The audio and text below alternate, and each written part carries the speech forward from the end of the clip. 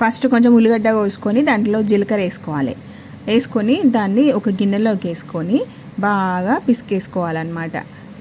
అసలు ఉల్లిగడ్డ ఏంది, జీలకర్ర ఏంది, ఏం చేస్తున్నావో చెప్పు అంటున్నారా? పచ్చిపులుసు చేస్తున్నా. పచ్చిపులుసు ఎట్లా చేయాలో చూద్దాం. అట్లా జీలకర్ర, దొడ్డుప్పు, ఉల్లిగడ్డలు కోసి అందులో గిన్నెలు వేసుకొని బాగా అట్లా పిసకాలన్నమాట.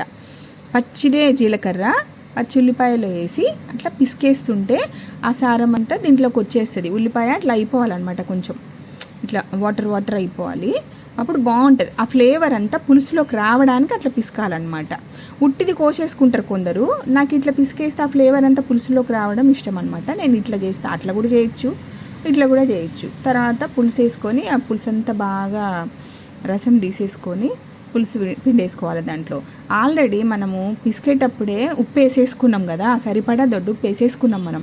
ఇప్పుడు కొంచెం చక్కెర వేసుకోవాలి. చక్కెర వేయడం వల్ల ఏ పులుసులో అయినా చక్కెరో బెల్లమో వేస్తే ఆ ఫ్లేవర్ చాలా బాగుంటుంది. ఇప్పుడు తగినంత కారం వేసేసుకోవాలి. ఒకవేళ మీకు కారం కాదు పచ్చి కారం వేసుకున్నా కూడా చాలా బాగుంటుంది. పచ్చికారం అంటే నాకు కొంచెం కడుపులో ఏంటో నొప్పిగా అనిపించి నేను మానేసిన అనమాట. అందుకని మీకు ఇష్టం ఉంటే పచ్చికారం కూడా వేసుకోవచ్చు, లేదంటే ఎండుకారం వేసుకున్నా సరే. వేసుకొని కొంచెం తాలింపు పెట్టేసుకోవాలి. ఇట్లా పోపు గింజలు, ఎండుమిర్చి వేసేసుకొని పోపు చేసేసుకొని కొంచెం నూనె పోసుకోవాలి. పులుసుకి ఎక్కువ పట్టదు కదా, ఎట్లాగో మరిగే కూర కాదు కదా అది. కొంచెం వేసుకొని దాంట్లో పసుపు కూడా వేయచ్చు. నేను వేయలేదు, మీకు ఇష్టం ఉంటే వేసుకోవచ్చు. వేసుకొని పులుసు దీంట్లోకి వేసుకుంటాను నేను, ఈ పచ్చి పులుసులో మాత్రం.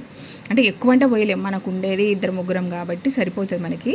పులుసు ఆ గిన్నెలో వేసుకొని చూడండి, చికెన్కి కానీ ఏ గట్టి కూరకు కానీ తింటే అద్భుత. దీనికి ముద్దపప్పు ఉన్నా కూడా ఎంత బాగుంటుంది తెలుసా, చాలా బాగుంటుంది. మీరు ఒకసారి ట్రై చేయండి. అన్నట్టు మర్చిపోయా, సబ్స్క్రైబ్ చేయండి ప్లీజ్, చేయించండి, లైక్ కొట్టండి.